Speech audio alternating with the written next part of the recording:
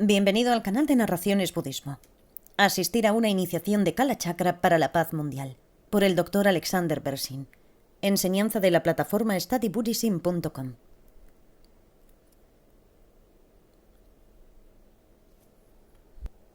Esto es una transcripción de un seminario en Graz, Austria, mayo de 2001. Tenemos la maravillosa oportunidad aquí en Graz, el próximo año, de recibir la iniciación de Kala Chakra para la paz mundial por parte de su santidad el 14º Dalai Lama. Es importante intentarlo, especialmente a la luz de promover la paz mundial. Para ayudarnos a aprovechar la oportunidad de obtener tanto como sea posible de la experiencia, necesitamos saber algo sobre Kala Chakra y el trasfondo del empoderamiento en su práctica. Ciclos de tiempos externos, internos y alternativos. Kala Chakra es una palabra sánscrita que significa ciclos de tiempo. Aquí se discuten 3 ciclos: externo, interno y alternativo. En un nivel externo, los universos atraviesan por ciclos. El tiempo, después de todo, es una medida de cambio según la definición budista. Podemos medir el tiempo por el movimiento de los planetas, por ejemplo, o por ciclos astrológicos o ciclos de la historia. Todos estos son ciclos externos. También hay ciclos internos por los cuales podemos medir el tiempo. A nivel general existen los ciclos de nacimiento, envejecimiento, muerte y renacimiento. A menos que muramos muy jóvenes, cada vida abarca el ciclo de vida de crecer, alcanzar la madurez, envejecer y morir. También experimentamos ciclos de respiración que recorren el cuerpo. Podemos medir un día por el número de respiraciones que tomamos tan fácilmente como podemos hacerlo por el movimiento del sol. También están los ciclos internos de los diversos estados de ánimo por los que pasamos. Todos estos ciclos externos e internos ocurren bajo la influencia del karma. Karma en budismo significa un impulso de energía. Los impulsos de energía afectan los acontecimientos externos, no solo el movimiento de los planetas, sino también el desarrollo de la historia y la sociedad. Internamente afectan nuestro estado de ánimo y nuestras acciones. En Occidente hablamos de fuerzas históricas, fuerzas económicas, fuerzas sociales, fuerzas psicológicas, etc. Todas estas son fuerzas kármicas desde un punto de vista budista. Incluso nuestras experiencias de enfermarnos y recuperarnos derivan de cambios en los impulsos de energía. Normalmente experimentamos impulsos de energía de manera irresistible y los actuamos compulsivamente. Consideremos el ejemplo del impulso de deprimirse o el impulso de que nuestros cuerpos envejezcan. Tenemos muy poco control sobre eso. Nuestros estados de ánimo cambian todo el tiempo. Muchos de nosotros nos sentimos afectados por los cambios de estación. Los días se acortan, el clima se vuelve más frío y muchas personas sin ningún control se sienten deprimidas. Muchas mujeres experimentan cambios incontrolables en su estado de ánimo debido al ciclo de la menstruación. Al estar bajo el control de estos ciclos externos e internos, experimentamos innumerables problemas. Los ciclos alternativos de Kala Chakra se refieren a un sistema de práctica que nos ayuda a superar el control de estas fuerzas externas e internas. Es una práctica extremadamente compleja, uno de los sistemas más complejos que enseñó el Buda. Es tan complejo principalmente porque la vida es compleja. Hay diferentes aspectos de la práctica para tratar con los diferentes aspectos de la vida, tanto a nivel externo como interno. La estructura paralela de los 3 ciclos del tiempo. Los ciclos externo e interno son paralelos entre sí. Encontramos este paralelismo entre el macrocosmos y el microcosmos en muchos sistemas de pensamiento. En el Kala Chakra es bastante pronunciado. Los ciclos alternativos están estructurados de la misma manera que los ciclos externo e interno para brindarnos un método especial para vencer estas fuerzas externas e internas. Por ejemplo, supongamos que un tren está perdiendo el control a lo largo de un curso complejo de vías y queremos detenerlo. También tendríamos que correr o viajar exactamente por el mismo rumbo complicado para saltar sobre el tren en movimiento y detenerlo. Y así, la práctica de meditación de Kala Chakra es paralela a la forma en que fluyen los ciclos internos y externos en toda su complejidad. Breve historia. Según la tradición, el mismo Buda enseñó Kala Chakra. El rey Suchandra, un rey del reino del norte de Shambhala, encabezaba la audiencia. Hablaremos de Shambhala un poco más tarde. El rey acudió con 96 de sus líderes para escuchar las enseñanzas y luego los llevó de regreso a su tierra para que escribieran lo que habían escuchado. Lo que escribió se llama el Tantra de Kalachakra Raíz. 7 generaciones de gobernantes después, llegó otro gran líder en Shambhala llamado Manjushri Yashash. Vivió en una época muy difícil, cuando la invasión amenazaba la tierra. Abrevió el Tantra que su antepasado había compilado porque era demasiado extenso para que la gente lo estudiara. El Tantra de Kalachakra abreviado fue mucho más fácil de entender. Su hijo Pundarika escribió un comentario sobre el trabajo de su padre, llamado Luz Inmaculada, que lo hizo aún más fácil de entender, aunque para la mayoría de las personas todavía no es muy fácil de entender. Solo estos 2 últimos textos han sobrevivido hasta hoy, y solo quedan fragmentos del Tantra Raíz. Las enseñanzas de Kalachakra continuaron en Shambhala y finalmente llegaron a la India en el siglo X, bastante tarde para la aparición de un texto budista. De hecho, está entre los últimos en aparecer en la India. 2 maestros lo llevaron a la India. De alguna manera habían oído hablar de Shambhala y habían tratado de ir allí para recibir las enseñanzas.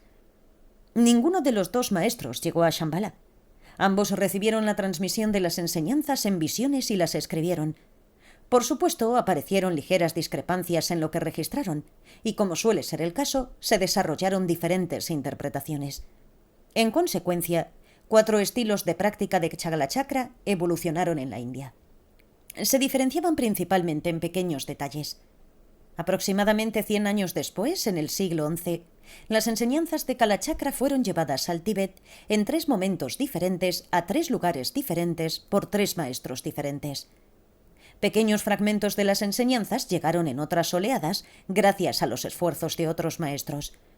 Los tibetanos hicieron 3 traducciones separadas que también difieren entre sí. Pueden imaginar el número de modificaciones, de variaciones ligeramente diferentes que hay de las enseñanzas. Por lo tanto, cuando revisamos todos los diversos comentarios tibetanos y las prácticas tibetanas de Kalachakra que se desarrollaron, encontramos muchas pequeñas diferencias. No podemos decir, esta es exactamente la forma en que se debe practicar Kalachakra. No es así en absoluto. Sin embargo, si examinamos las diferentes tradiciones tibetanas y, dentro de cada tradición, examinamos las obras de los diversos autores que escribieron sobre Kalachakra, podríamos encontrar que alrededor del 80% del material es compartido. En el siglo XVII, las enseñanzas de Kalachakra se extendieron desde el Tíbet central a lo que los manchúes llaman Mongolia Interior, de allí a Beijing, la capital manchú en el norte de China, y de allí al noreste del Tíbet, en Amdo. Con el tiempo, en el siglo XIX, se extendieron desde el Tíbet a lo que los manchúes llamaron Mongolia Exterior, y de allí a Buriatia, la región mongola cerca del lago Baikal en Siberia. A principios del siglo XX, las enseñanzas llegaron a Tuvá, una región turca al norte del oeste de Mongolia, y Kalmukia, la región mongola cerca del río Volga en la Rusia europea junto al mar Caspio. En 1915, el zar ruso incluso encargó un templo budista en San Petersburgo. Por lo tanto, que el Kalachakra se enseñe en Occidente no es nada nuevo. Llegó a Europa hace mucho tiempo. Su Santidad el XIV Dalai Lama, a su manera modesta, dice que no tiene una conexión especial con Kalachakra y que no hay una razón especial por la que otorga el empoderamiento. Dice esto con frecuencia. No debemos pensar que tiene algún plan maestro y está plantando centros de poder alrededor del mundo para gobernar el universo desde Shambhala. Eso es tonto. Como explica su Santidad, varios miembros de la línea de los Dalai Lamas han sido practicantes de Kalachakra y les ha gustado mucho. Él es uno de esos Dalai Lamas. Y así confiere el empoderamiento cuando las personas lo solicitan y cuando las circunstancias son propicias. Sin embargo, tradicionalmente, otorgar el empoderamiento de Kalachakra se ha asociado con la paz, y su Santidad siempre enfatiza esto cuando da la iniciación. La asociación con la paz se deriva de cuando el rey Manjushri Yashash la ofreció a toda la población de Shambhala. Su intención era unir a su pueblo contra la amenaza de invasión. En ese momento, Shambhala era una tierra compuesta por personas de diferentes orígenes y religiones. La mayoría de ellos eran hindúes. El prejuicio de casta era rampante y diferentes grupos dentro de la sociedad se negaban incluso a comer entre ellos. Como sociedad dividida, Shambhala era débil. La intención del rey no era que todos los asistentes se conviertan en budistas. Él no estaba obligando a la gente a tomar la iniciación para convertirlos. Esta no era la solución al problema de la sociedad. Más bien, el rey entendió que la mayoría de la gente acudiría simplemente como observadora. Es lo mismo hoy en día. Esto es cierto incluso cuando su santidad y otros maestros tibetanos ofrecen el empoderamiento a grandes grupos de tibetanos, incluso tibetanos que son budistas, sin mencionar cuando lo llevan a cabo en Occidente ante grandes públicos que contienen pocos budistas. Incluso como budistas, muy pocas personas practican Kalachakra porque es muy complejo y avanzado. Sin embargo, para aquellos que lo encuentran adecuado y que tengan la capacidad, es una práctica y un sistema magnífico. El rey de Shambhala dijo que reunió a su gente en el palacio del mandala de Kalachakra para unirlos y convencerlos de reexaminar sus propias costumbres y religiones. Esperaba brindarles las circunstancias para que pensaran sobre la ética y examinaran si realmente estaban viviendo de acuerdo con los estándares que enseñaban sus religiones. Había una necesidad apremiante de que todos hicieran esto, porque el reino enfrentaba la amenaza de una terrible invasión de una horda de bárbaros que amenazaban con eliminar toda posibilidad de práctica espiritual. El rey dijo a su pueblo: «Examina tus costumbres. Si descubres que no estás actuando mejor que los bárbaros, existe un gran peligro. Tus hijos y los hijos de tus hijos no podrán distinguir la forma en que actuaste tú y la forma en que actúan los conquistadores bárbaros. Debido a esto, si las hordas conquistan Shambhala, ganarán fácilmente su lealtad. Las generaciones más jóvenes aceptarán y seguirán fácilmente las costumbres bárbaras». Podemos ver un paralelismo aquí con nuestra situación moderna. Hoy en día también enfrentamos invasiones de fuerzas bárbaras, ya sea que las identifiquemos como tribus que salen de las estepas de Asia Central, como cárteles de la droga o como guerreros agresivos de las grandes empresas que buscan ganancias incluso a costa del medio ambiente. Es importante reexaminar nuestros valores religiosos y civiles, cualesquiera que sean. Necesitamos restablecerlas y reafirmarlas para que nuestros hijos y nietos tengan patrones puros de referencia que los inspiren a no dejarse arrollar por las olas de estas invasiones. Incluso aquellos que vienen como observadores a la iniciación de Kalachakra, tanto en tiempos modernos como antiguos, están llamados a reexaminar sus propias creencias éticas y sistemas de valores. Por lo tanto, su santidad dice que la razón principal para ofrecer el empoderamiento de Kalachakra es reunir a un grupo grande y diverso de personas para pasar una semana o más juntas en una atmósfera pacífica.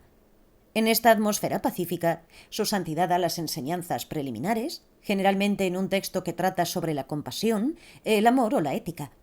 Esto, dice, es la parte más importante del evento, porque estimula a la gente a pensar en estos temas, tal como pretendía el rey de Shambhala.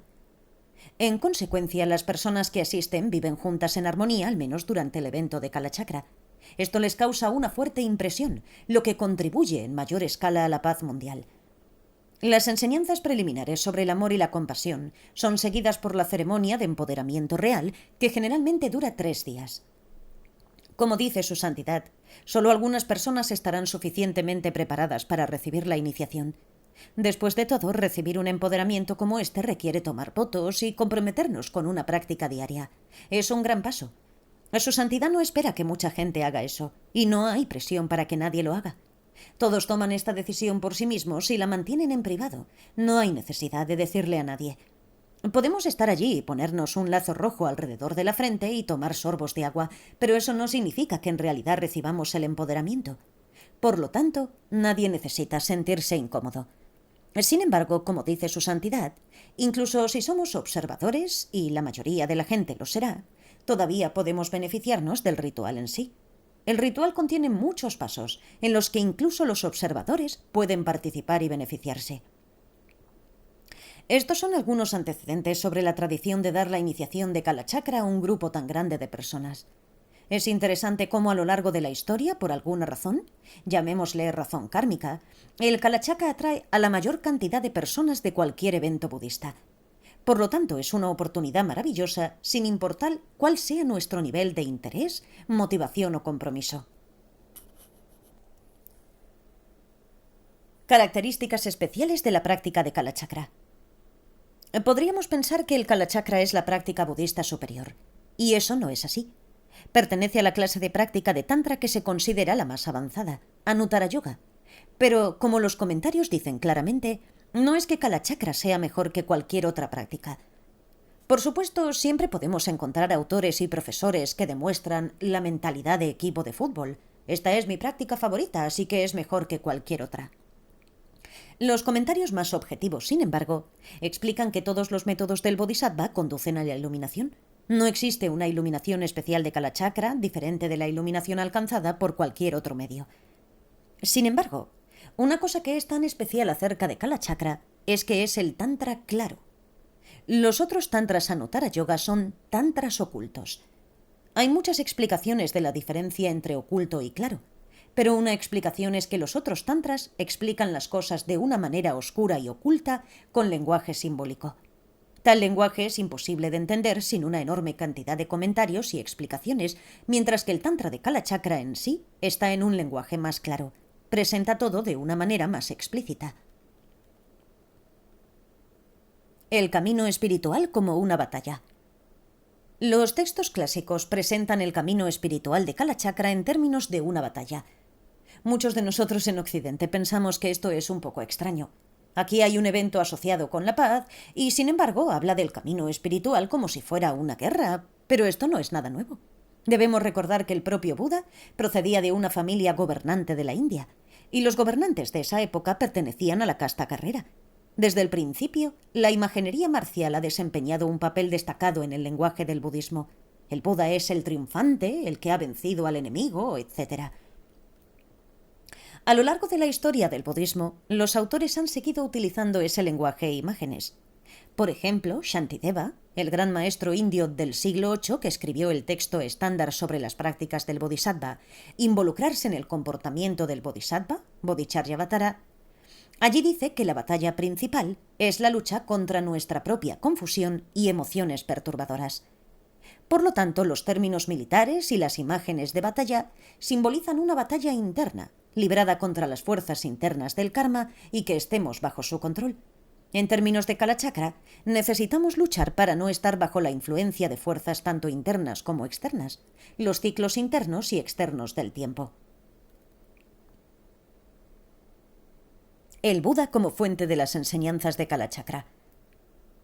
Varios eruditos occidentales han debatido sobre dónde y cuándo podrían haber surgido las enseñanzas de Kalachakra. Si el Buda Shakyamuni enseñó personalmente el material o si los textos fueron escritos por maestros budistas siglos después, depende de cómo entendamos al Buda. La tradición del Tantra Anuttara Yoga no ve al Buda como una simple figura histórica como lo harían los eruditos occidentales. Desde el punto de vista de la tradición del Anuttara Yoga, el Buda es en realidad la mente de luz clara, el nivel más sutil de actividad mental que tiene cada persona, cuando está completamente purificado y todos sus potenciales de naturaleza búdica se han realizado por completo. Tal mente de luz clara es la mente iluminadora de un Buda. Etimológicamente, la palabra Shambhala significa la fuente de la dicha. La enseñanza de Buda de que Kalachakra está asociada con una fuente de dicha representa que las enseñadas han surgido de una mente iluminadora, que tiene una conciencia dichosa totalmente purificada de la vacuidad. Tales enseñanzas están dirigidas a la mente de luz clara de los discípulos apropiados, aquellos en los que los potenciales de la naturaleza de Buda para una conciencia gozosa similar han sido despertados por un empoderamiento. Si el material de Kalachakra fue realmente enseñado por el Buda histórico y escrito por los reyes de Shambhala, si fue escrito por alguien siglos más tarde en Asia Central, o si surgió de las mentes de los dos maestros indios que los recibieron en visiones, en última instancia es irrelevante para un practicante de Tantra. Desde el punto de vista del Anuttara Yoga, el origen del Tantra de Kalachakra en cada uno de estos casos es el Buda. Es importante no obsesionarse con el origen real de este Tantra desde un punto de vista occidental. Más importante, y más precisamente, no quedarse atrapados en el pensamiento de el Buda no puede haber enseñado Kalachakra personalmente, y si el Buda histórico no lo enseñó, entonces es solo una visión loca que alguien tuvo. Análisis occidental del origen de las enseñanzas de Kalachakra. Sin embargo, si examinamos dónde y cuándo las enseñanzas de Kalachakra podrían haber surgido por primera vez, haría una conjetura basada en la investigación de la historia medieval del Asia Central, que fue en el área de Kabul, Afganistán, en algún momento entre finales del siglo VIII y principios del siglo IX, o a mediados o finales del siglo X. En realidad, el único aspecto de las enseñanzas de Kalachakra sobre el que podríamos hacer una conjetura serían las referencias a una invasión en el capítulo sobre los ciclos externos del tiempo. Quizás diferentes partes de la descripción de la invasión predicha surgieron en cada uno de estos periodos. Entre finales del siglo VIII y principios del siglo IX, el área de Kabul fue el centro del reino turco Shahi. Kabul mismo tenía varios monasterios budistas grandes, uno de los cuales tenía símbolos astrológicos en el techo de su salón principal, que recuerdan el motivo astrológico en el mandala de Kalachakra. Los gobernantes favorecían el budismo, pero la población incluía un gran número de hindúes y un número menor de seguidores de las religiones zoroastriana y maniquea. La dinastía árabe abasí había sido fundada con capital en Bagdad a mediados del siglo VIII como sucesora de la dinastía omeya. Entre los diversos grupos islámicos de la zona, muchos lanzaron rebeliones contra el nuevo gobierno. Seguían sectas heterodoxas del Islam, fueron tildados de herejes por la ortodoxia abasí y perseguidos como terroristas rebeldes. Muchos huyeron a la zona de Kabul. Además, como parte de campañas de conquista militar para obtener ganancias políticas y económicas, los generales omeyas y abasíes habían atacado recientemente reinos al norte y al sur del área de Kabul. Allí habían saqueado varios monasterios budistas que habían albergado resistencia, aunque los del norte de Afganistán se habían recuperado rápidamente. Los tiempos estuvieron plagados de campañas militares, mientras los árabes, turcos, chinos y tibetanos luchaban por el control de Asia Central. La tensión siempre fue alta en previsión de futuras invasiones. Varios eruditos budistas de Kabul y el norte de Afganistán tradujeron textos en la Casa Abasí del Conocimiento en Batak. La ortodoxia islámica oficial no solo era tolerante con otras religiones, excepto las que consideraba sectas heréticas del Islam, sino que deseaba aprender de otras culturas. Sin embargo, muchos intelectuales entre los funcionarios de la corte abasí pertenecían a la secta herética maniquea islámica y los gobernantes los consideraban una amenaza a su supremacía.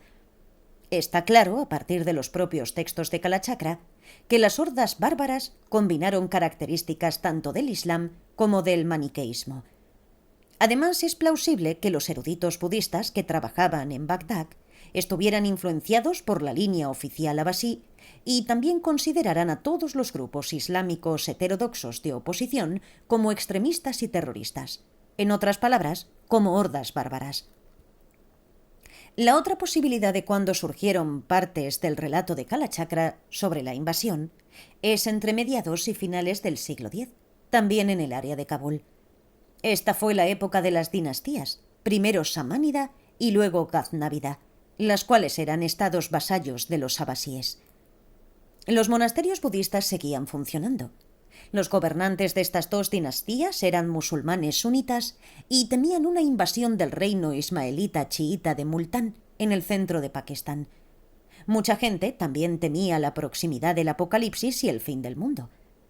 Es posible que los eruditos budistas de esa época combinaran a los herejes maniqueos islámicos con los ismaelitas chiitas de Multán para derivar su descripción de las hordas bárbaras. Esto está respaldado por la inclusión de Mani en la lista estándar de profetas ismaelitas citados en los textos de Kalachakra. Por lo tanto, es importante no identificar a las hordas bárbaras mencionadas en los textos de Kalachakra como los principales seguidores de una u otra religión principal. Por ejemplo, algunos interpretan que Kalachakra indica que el budismo está en contra del Islam en general, porque los textos contienen varias referencias a elementos islámicos en las costumbres bárbaras. Esta conclusión es incorrecta e irresponsable. Las referencias de las amenazantes hordas bárbaras en ese momento histórico en particular fueron, sin duda, las facciones rebeldes militantes dentro de las sectas islámicas heterodoxas, aquellos que destruirían todo tipo de espiritualidad, incluida la del Islam ortodoxo. El principal mensaje de Kalachakra frente a tales amenazas es que todas las personas de todas las religiones, incluido el Islam, reafirmen sus valores espirituales y éticos para unirse en paz y armonía. Transcripción de un seminario, Graz, Austria, mayo de 2001. Gracias por escuchar.